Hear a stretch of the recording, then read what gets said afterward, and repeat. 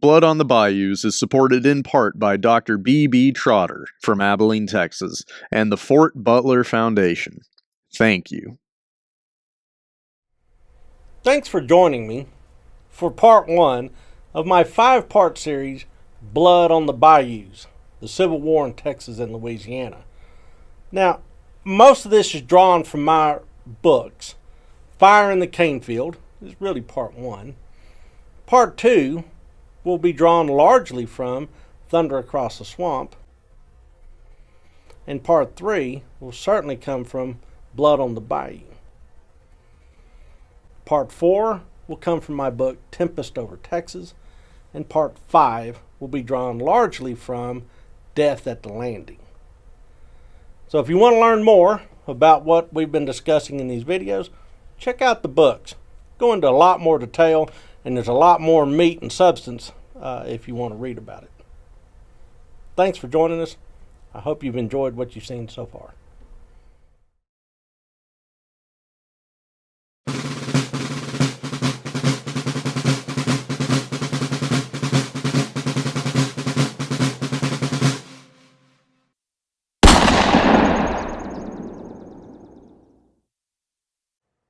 I'm Don Frazier, and we are continuing our conversation about the Civil War in Louisiana and Texas. By now, we have arrived at this startling new conclusion. The principal war aim of the federal government is to destroy slavery. Now, it's oftentimes pointed out that Lincoln claimed he was for the Union, regardless of slavery. But his actions in 61, 62, and now into 63 demonstrate that he and his allies' principal goal was, in fact, to destroy slavery in the process of preserving the Union. In fact, the only way to permanently save the Union was to destroy slavery.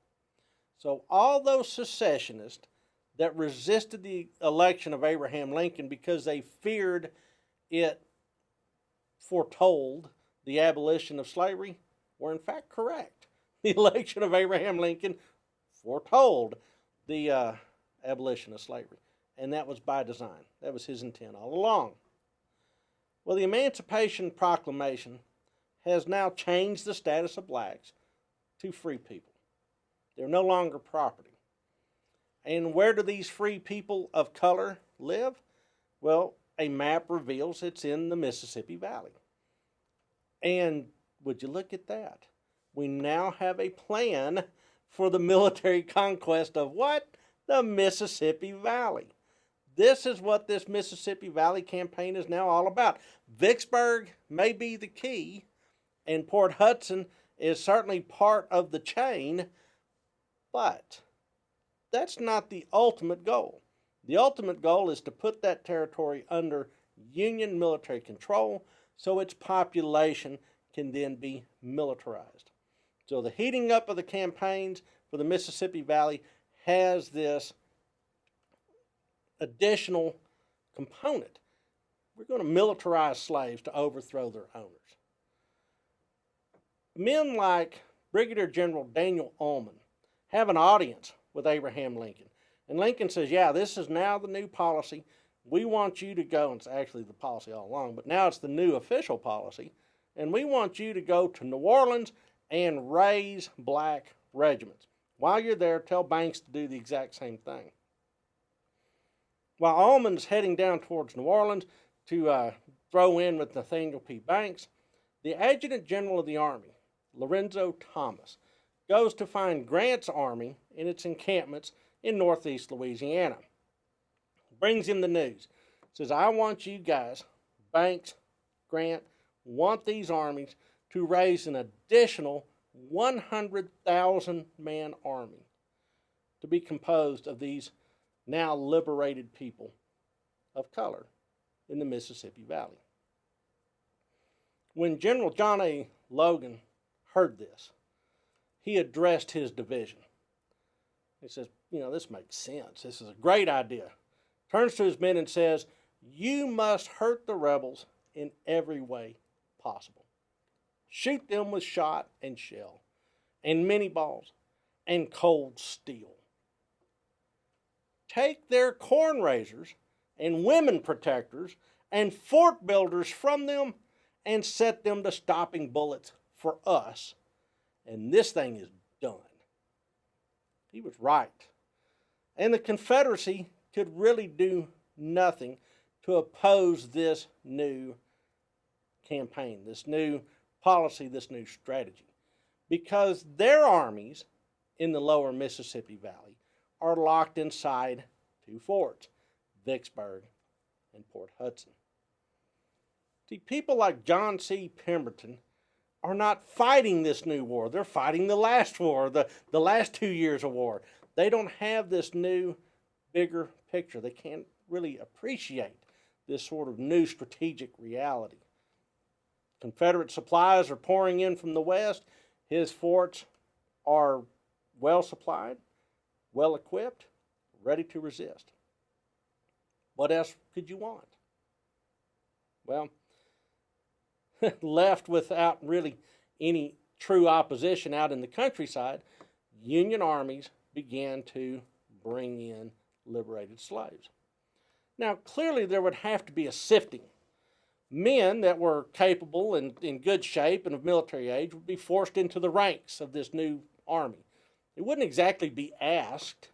They would kind of be voluntold that they're now in the army.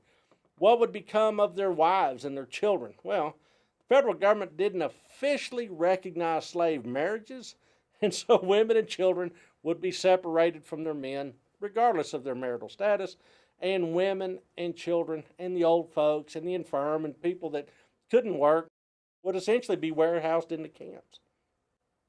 Some might be put to work on government-owned plantations, seized from secessionist owners. Some may be put on public works, but they will be concentrated into camps. What would that mean for the average person? The average person of color that had lived their whole life on a plantation, had a limited worldview, probably illiterate by law, kept in a state of ignorance and dependency. What would that mean for them? Well, it's bewildering. It's absolutely bewildering. They don't know what's going to happen other than most everybody's moving. It's either secessionists moving their slave, still property to them, out of the path of approaching Union armies, or federal authorities relocating them to these now camps, these contraband camps, where they can then be put to use for the federal war effort. The average enslaved person, now liberated, was just trying to make sense of it. There's an interesting anecdote that comes from this time period. It's told in a lot of different contexts, but in the Civil War context, it goes something like this. Elderly black man in New Orleans watches as a young black man is heading off to the recruiter's tent. The old man says, "Son, where you going?" He says, "Well, Grandpa, I'm heading off to the recruiter. I'm going to join the Union Army." The old man asks, "Have you ever seen two dogs fight over a bone?" The young man says, "Yes, of course I have." The old man asks, "Did the bone fight?" A bunch of the people of color in the lower Mississippi Valley would just soon stay out of this fight and let these white folks duke it out. This is going to be completely disruptive to their entire world. Their entire world was burning down around them, same as it was everybody else in the region. Well, the next question becomes, if you raise this army of 100,000 free blacks, will they fight? Will they fight like white men? You know, when they come in from the field, they don't look like much. These guys are beat up. These guys have been worked hard. They're wearing ragged clothes. They don't look like soldier material. So that becomes the question of the day in early 1863. Will blacks fight? Benjamin Butler, sacked in New Orleans, now back in Boston, is asked that very question in front of an audience at a civic gathering. They said, "Will these blacks in Louisiana fight?" He said, "Well, They are good soldiers precisely in proportion to their intelligence, like anybody else. So there's no such thing as a black soldier or a white soldier. There's only a soldier. And then the best soldiers are smart soldiers. So if I was getting up a company of soldiers, I would like in the first place the senior class of Harvard University. Next, intelligent Yankee farmers and mechanics. Next, intelligent Irishmen. Next, intelligent Germans. The key here is intelligent. To outside observers, this new Union policy was crystal clear. Charles Prosper Falconet de Girat, the office manager of the French consulate in New Orleans, and himself a veteran diplomat, believed he understood the federal strategy clearly.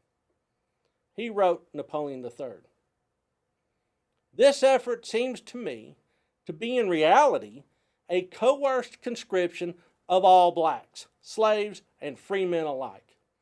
It is racial exploitation by the abolitionist, but under a different name.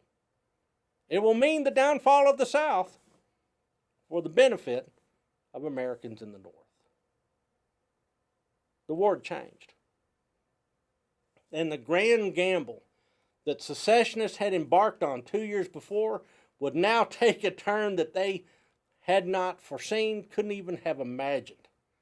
The complete destruction of the South and its society that they had fought to preserve, and its reconstruction along a Yankee pattern, enforced by bayonets wielded by their former slaves.